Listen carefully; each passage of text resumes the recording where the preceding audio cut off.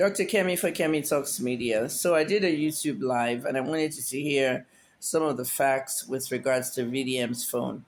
While I was doing that video, VDM himself did a video of what happened at GC Bank and the EFCC, and we listened to that as well during the live video.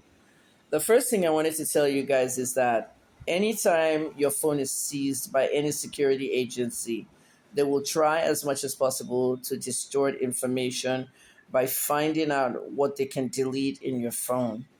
Now, VDM said that he couldn't log into his iCloud. Literally, he was telling you that he couldn't get into his iCloud, not log into.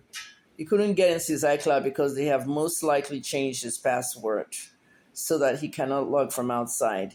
Many of you don't know what iCloud is. I tried to explain it to you during the Mobad case. iCloud is a server that Apple owns that you can actually save your data and information as a backup. I'm going to explain how it works to you. If you have a phone, you went to a wedding this morning and you took a lot of pictures of that wedding. When you get home, okay, you are using your phone for something or the other, and you decide that you want to go outside and take the trash out. You come back and you notice your front door is open. Someone has gone in your apartment and your phone is gone. You literally can't tell who took that phone because you don't have a CC camera, and that's the end of the phone. So you're already upset, assuming that you know you've lost your phone forever. But all those pictures you took at the wedding is in the iCloud server because it's backed up in there. That's the job of a server. Some of you use Google servers. I use Google. I have iCloud on my iPhone, but I use Google mostly because I bought it. I bought the 2 terabytes.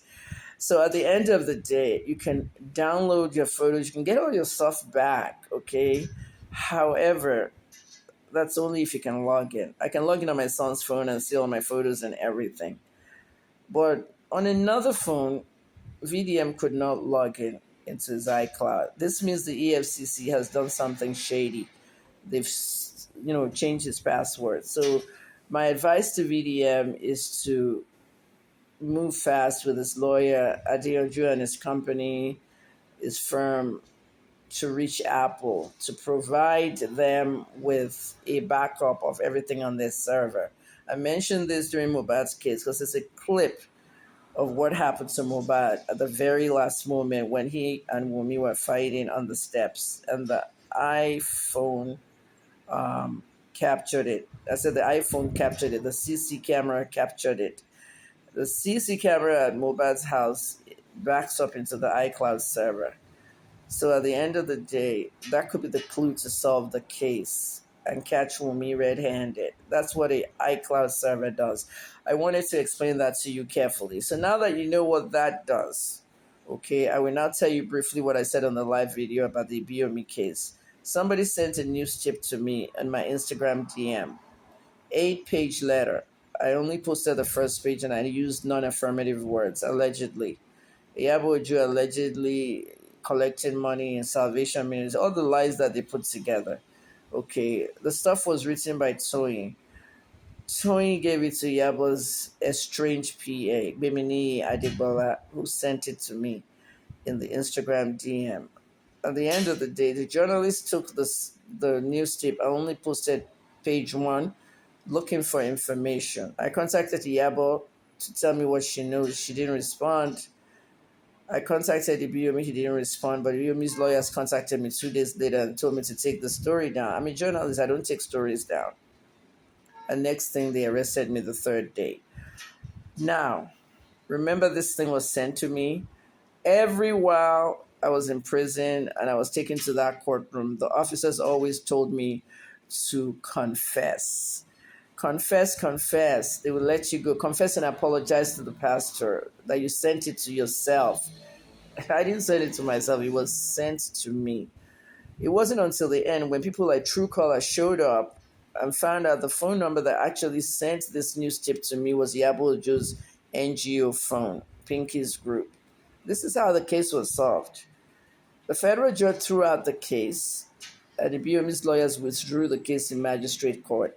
It was not reported in the news because the BOM's prosecutor, Kennedy Okoko, paid every single journalist 100,000 naira. Yeah. And the journalist that exposed it, he died mysteriously, was poisoned at the courthouse canteen. So many things happen. I just haven't written this book yet. Even Yabojo, why was the case dismissed in federal court when Yabo never showed up? The prosecution will always say she's in Australia filming. Yaba's never been to Australia. She hasn't done a film for so long at that time. Yabo was also reportedly getting paid by Kennedy. So each time I came to court, adjournment 6 weeks, I'll be taken back to my cell. This is the reason why you have to be so careful when you're forgiving people and forgetting things. It's very hard for me to forgive you. September 2019, Yabo came to me to apologize for what her PA did. At the end of the day, everybody's all friends and all that now. And the Tony that wrote the letter, I told you there are 4 Tonys in the industry. One of them wrote the letter. She has apologized to me. At the end of the day, everybody's all friends now. But they sent me to prison and I lost 6 months out of my whole year in 2017.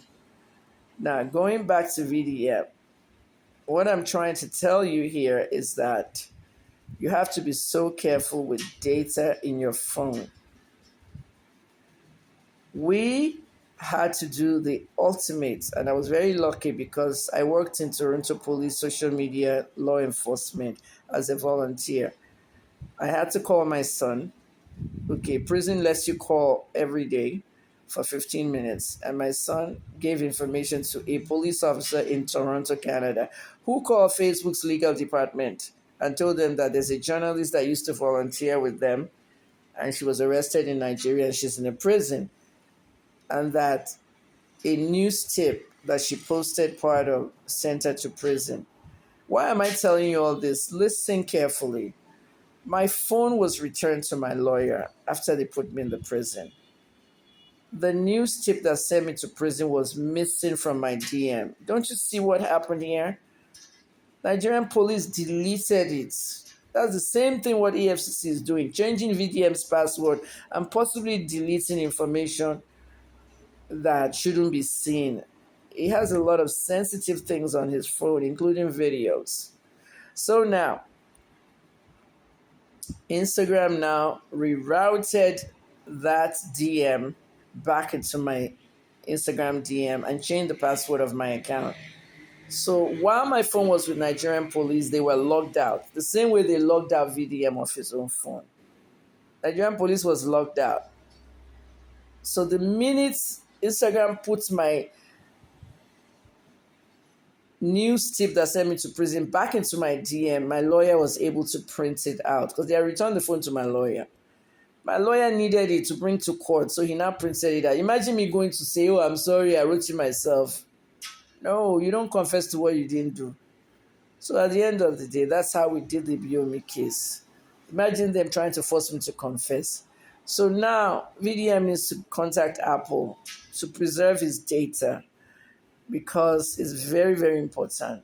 Everything he has on that phone, he might not know. Not all of us know every single thing on our phone, aside from our camera roll.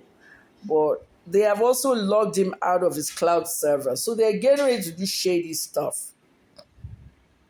I will tell you in my next video of how they want to plant this NGO nonsense on him. Okay, because there's a lot of NGOs that are stealing money from the government directly, and they're called first ladies, wives of governors. I screamed this thing out in 2021, 2022, begin to investigate the NGOs that belong to first ladies. It's a big avenue for money laundering. Nigerians, wake up. Next video coming up, part 2.